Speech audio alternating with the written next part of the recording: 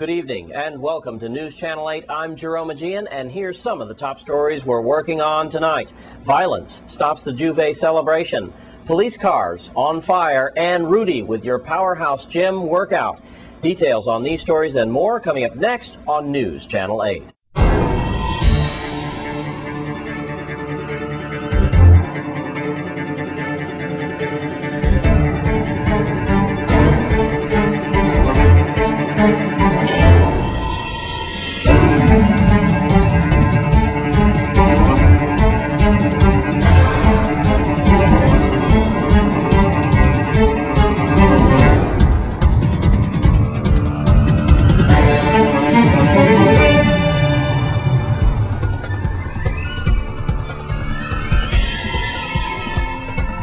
In our top story tonight, one person was shot and 3 people were stabbed as the Virgin Islands Police Department says enough is enough.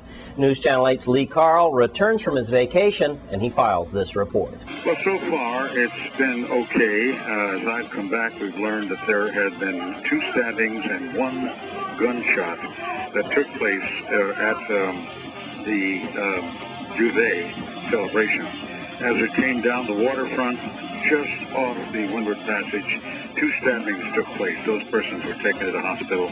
We understand they're in good condition. And then a little further down, near Griffith Park, a gunfire. The gunshot ran out. 1 person taken to the hospital with gunshot wounds. And minutes later, in the Griffith Park area, there were reports of shots being fired. 1 man was hit in the chest area and upper side, and he was taken to the hospital as gunshots rang out in that area. And of course, all of this combined in the report, although not necessarily connected, was the reports surrounding Jouvert. Catch up on the official report. Here's Melody Raines. Police on St. Thomas are investigating 2 stabbings and 1 shooting that occurred during the Thursday morning Jouvert celebration on St. Thomas. A 14-year-old was stabbed in his abdomen. A 19-year-old was shot in his thigh with a small caliber weapon, and a 20-year-old was stabbed in his sternum. Police do not believe at this time that the incidences are related. However, the police did shut down the Jouvert because of this violence, and the Investigation Bureau is going to be following up on this. Some other crime news. Well, a man who escaped from the British Virgin Islands authorities was apprehended on St. John. Jessroy McKelly, arrested, warrant from the police neighboring island Tortola. According to the officers, he appeared before the VI Superior Court Judge James Carroll III. He testified that the police at Jerkin Command received a photo from their BVI counterparts and identified him as Jessroy Kelly. They were notified that the man was wanted for escaping from custody. You may have heard that story before. Anyway, while he was on patrol, he saw a man who fit the description. The police officer, Derek Colwood, said that he found he had with him a passport and a birth certificate. He told police he is Jessroy McKelly. Well, Judge Carroll found probable cause for the arrest and ordered McKelly be held without bail pending his extradition to the British Virgin Islands. One other quick item here, catching up on some blotter reports. A man who police said was arrested for cutting another man with on the wrist with a machete made an initial court appearance. Remember this? I believe it took place in the Savannah area. Anyway, Stephen Lewis appeared before the Superior Court judge, be advised of rights, possession of a dangerous weapon. Officers said they received a report of 2 men fighting in the area of First Bank on Cruz Bay. This is not Savannah. This is another story in St. John.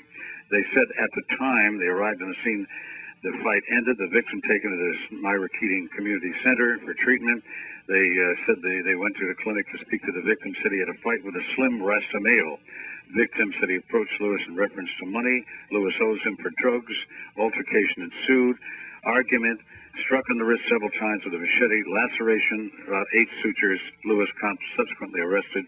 Carroll sustained the charges, allowed Lewis release upon posting $1,000 bail. In St. Thomas, Lee Carl for News Channel 8. Thanks, Lee. And here on St. Croix, 2 police cars caught on fire. And News Channel 8's Wes Small has an update on that, as well as the brush fire that occurred yesterday. We're here at Anselmo Marshall Command at Basin Triangle, And first, I'd like to start with yesterday and give you an update about one of the fires that happened yesterday in the North Shore. Remember that? And that was now actually started by a welder. So they had a welding accident up there. We do know that they are still paving the road for the triathlon and so forth. So one of those sparks destroyed 20 acres of dried up grass. We have to remind you that we are in the heart of fire season here on the island because of a lack of rain. There was also another brush fire somewhere else on the island. This information comes from Acting Fire Chief Angel Torres. 5 cars caught on fire yesterday. 3 public vehicles and 2 police cars, believe it or not. One of the police cars was found somewhere in the area here of Anselmo Marshall Command. That is when the police noticed that the inside of the vehicle received major damage, and also the front hood of the vehicle had flames coming out of it. And we believe, or at least the Chief Torres believes, that perhaps the computer in the police vehicle caused that electrical fire and that car to catch on fire. Then now, in the State Grove area, a female police officer's marked car caught on fire. And preliminary reports are someone must have thrown something inside of the police vehicle, and that leads to arson.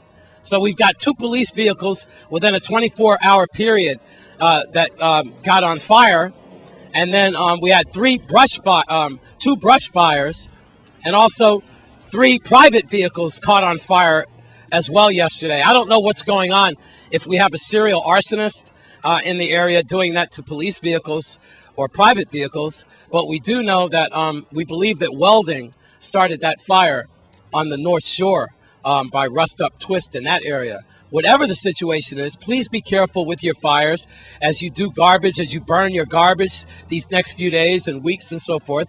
Keep in mind that the Virgin Island Fire Department, they're already undermanned, and they need to inform the public. Please be careful because this is the dry season.